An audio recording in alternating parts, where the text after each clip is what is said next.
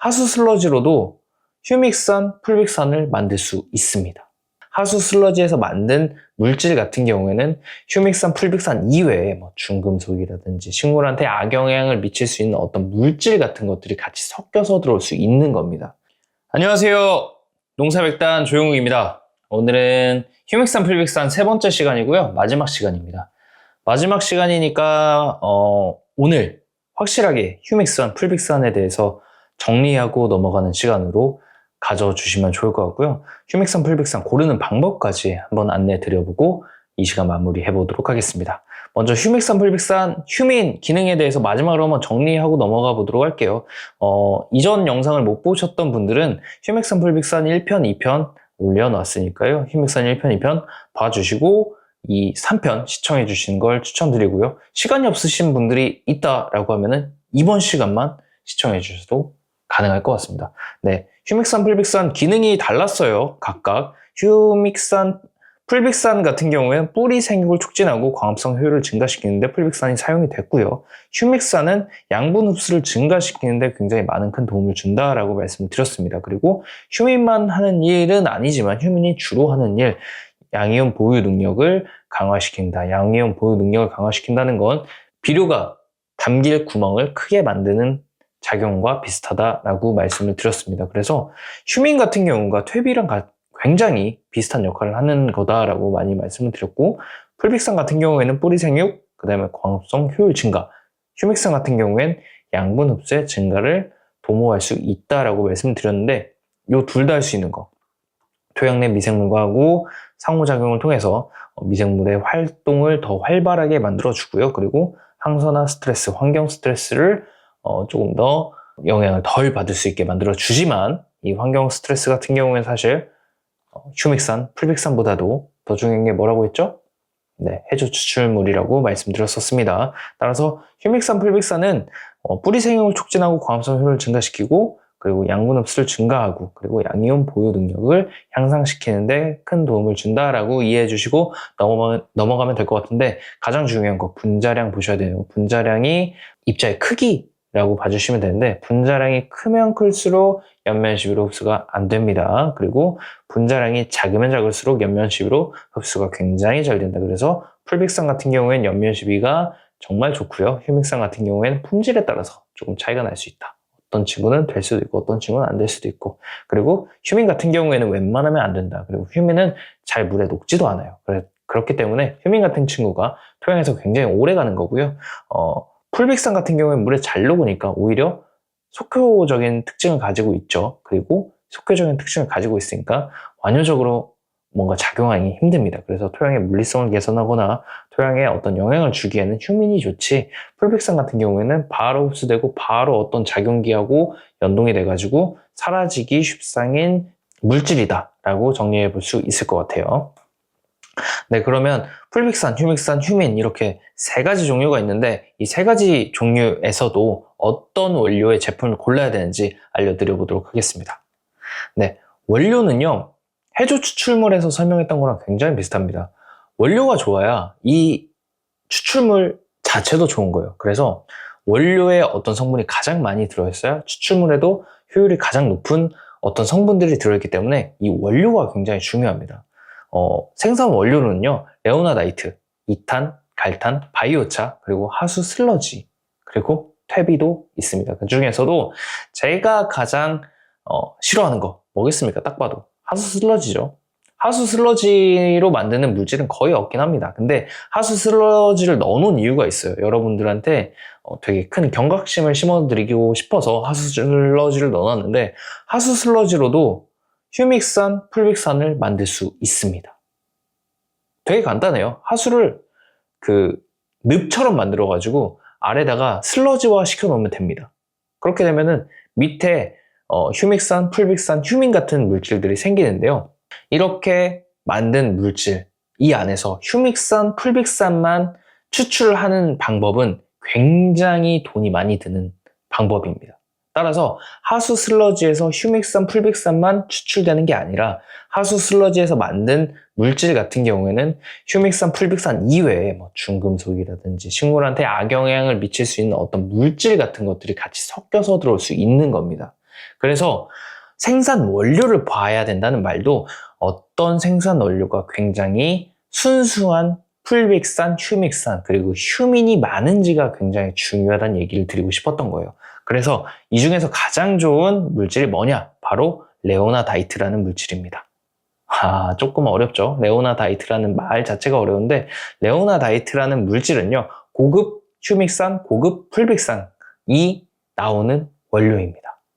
이 원료 같은 경우에는요, 수천만 전의 늪지에서 식물 잔해가 퇴적되어서 형성된 물질인데요. 이게 또 아쉽게도 국내는 또 없어요.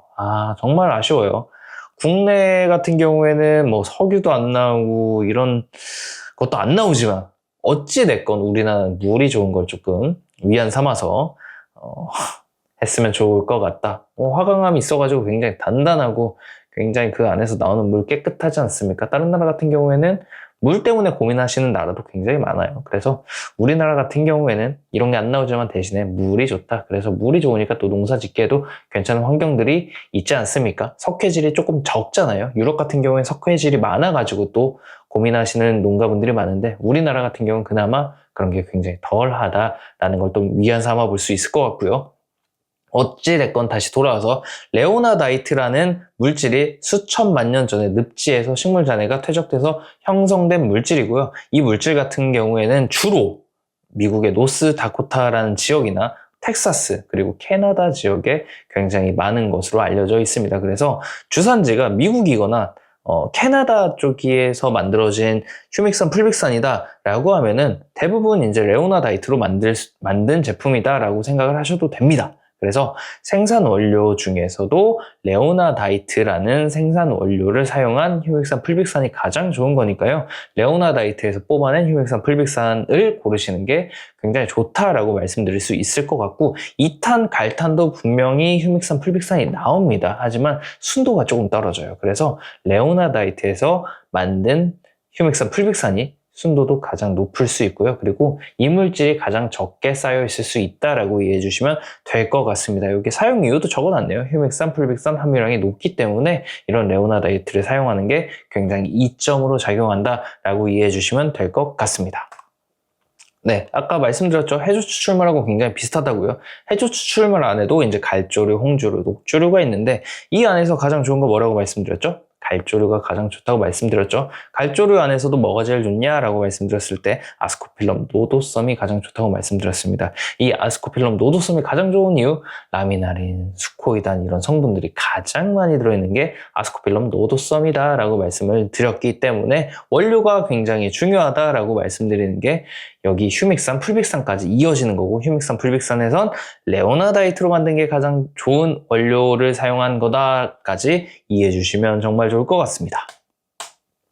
네, 다음으로 휴믹산, 풀빅산을 생산하는 과정인데요. 이게 영어로 되어 있는데 제가 이거를 그냥 영어로 된 걸 가져온 이유가 있어요. 이거를 굳이 알지 않으셔도 됩니다. 가장 일반적인 방식인데요.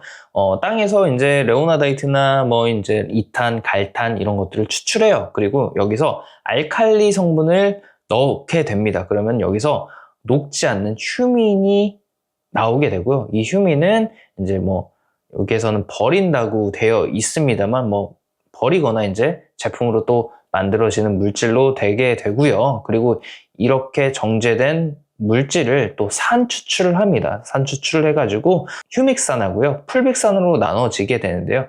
이렇게 가장 일반적인 방식은 산과 염기를 이용해서 추출하는 방식입니다. 하지만 이렇게 산과 염기를 이용해서 추출한 방식 같은 경우에는요, 휴믹산하고 풀빅산 그리고 휴민 같은 종류가 좀 깨질 수 있어요.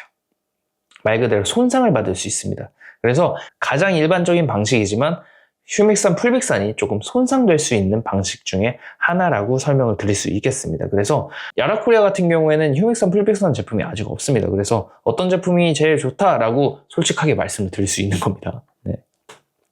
그래서 휴믹산, 풀빅산 같은 경우에는요, 이런 좀 이렇게 산 염기 추출을 하면 이런 단점들이 생깁니다. 첫 번째로 알칼리 농도가 너무 높게 되면요, 구조적인 손상이 나타나고요, 너무 또 낮으면 용출량이 저하가 됩니다. 그래서 만드는 업체에서는 굉장히 이걸 신경 쓸 수밖에 없는데, 어찌됐건 알칼리 농도에 따라서 구조적인 손상이 좀 발생할 수 있고 용출량이 적게 될 수도 있다는 점이 있고요. 그리고 이런 화학적인 특성을 가져갈 때 온도도 좀 높이는 경향이 있어요. 그래서 온도가 이제 좀 높게 되면 구조적으로 변성이 일어날 수 있고요. pH 조절 과정에서 이제 휴믹산을 아까 산 추출하면서 침전을 유도시키는데 이 과정 안에서 또 손상이 발생을 할 수 있고요. 시간, 그러니까 알칼리 반응 같은 거가 반응이 이제 길게 조금 더 오래 추출하려고 길게 놔두면은 과도하게 분해되면서 휴믹산, 풀빅산 그 자체가 조금 변성되고 그 변성돼서 그 재기능을 못하게 되는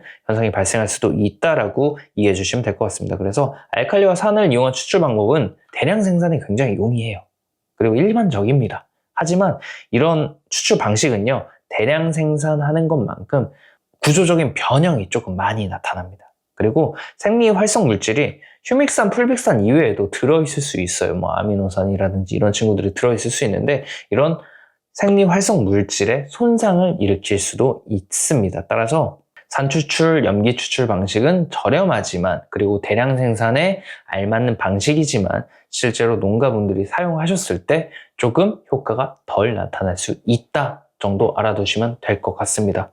그럼 어떤 방법이 좋냐? 라고 말씀을 드리면 대략적으로 한 3가지 종류가 있을 수 있을 것 같아요. 산과 염기를 사용하지 않는 추출 방법 중에요. 근데 첫 번째가 미생물 발효 추출인데요. 이거는 시간하고 금액이 너무 많이 들어요. 그래서 실제로 미생물 추출 방식을 이용하면 가장 좋긴 하지만 이걸 이용하는 제품은 거의 없는 걸로 알고 있습니다. 그리고 이런 미생물 추출 방식 같은 경우에는 실험실에서 이용하기 위해서 실험용으로는 조금 납품이 되고 있는 걸로 알고 있습니다. 그리고 자연 용출이 있어요. 차를 뜨거운 물에 우리는 것처럼 낮은 온도에서 물 속에 넣어 놓는 겁니다. 그러면 되게 천천히 이게 추출이 돼요. 근데 이게 또 안 좋은 점이 뭐냐? 차 우려보시면 알잖아요. 굉장히 시간도 많이 들고요. 그 안에 있는 성분이 다 빠져나오지도 못합니다. 그래서 굉장히 낮은 농도일 수도 있고요. 그래서 이제 성분이 잘 보장이 안 되는 경우도 있을 수 있습니다. 3번이 제가 가장 좋은 방법이라고 생각해서 이제 이렇게 두꺼운 처리를 해놨는데요. 미세분쇄 효소 추출 방식입니다. 입자를 굉장히 얇게 갈아주고요. 그리고 여기다가 효소를 넣어서 추출한 방식인데 초기에는 되게 높은 비용이 듭니다. 하지만 이렇게 초기에 높은 설비와 비용을 들여서 해놓으면 고품질 원료를 생산하는데 굉장히 좋은 방법이기 때문에 미세분쇄 효소 추출을 이용하는 게 가장 좋은 방법이다 라고 말씀을 드릴 수 있겠고요. 미세분쇄 효소 추출 10%짜리 제품하고 뭐 산염기 10% 제품하고 똑같이 10%가 들어있어도 효과가 달라질 수 있다 라는 거 알아두셨으면 좋겠습니다. 그래서 휴믹산, 풀빅산을 구매할 때요, 어떤 방식으로 추출을 하였는지 이걸 꼭 확인하셔야 되고 이거에 따라서 가격도 달라질 수 있고요. 이거에 따라서 효과가 많이 달라질 수 있습니다. 따라서 이거 꼭 알아두시면 좋을 것 같아요. 네, 이번 시간까지 알아봤는데 다음 시간에는 아미노산 할 거예요. 아미노산. 진짜 많이들 궁금해 하시는 제품들이 많이 있죠. 근데 아미노산 같은 경우가 굉장히 뭐 종류도 많고 다양합니다. 근데 저는 아미노산에서 종류에 따라서 어떤 제품을 소개하거나 하지는 않을 거예요. 아미노산 제품 중에서 어떤 추출 방식, 어떻게 생산했는지가 저는 가장 중요하다. 그리고 어떤 원료를 사용했는지가 가장 중요하다. 그리고 아미노산을 왜 사용해야 되는지에 대해서 꼭 설명을 드려보도록 하겠습니다. 그러면 여기까지 진행을 하고요. 구독, 좋아요, 알림 설정 꼭 부탁드리고 다음 시간에 뵙도록 하겠습니다. 감사합니다.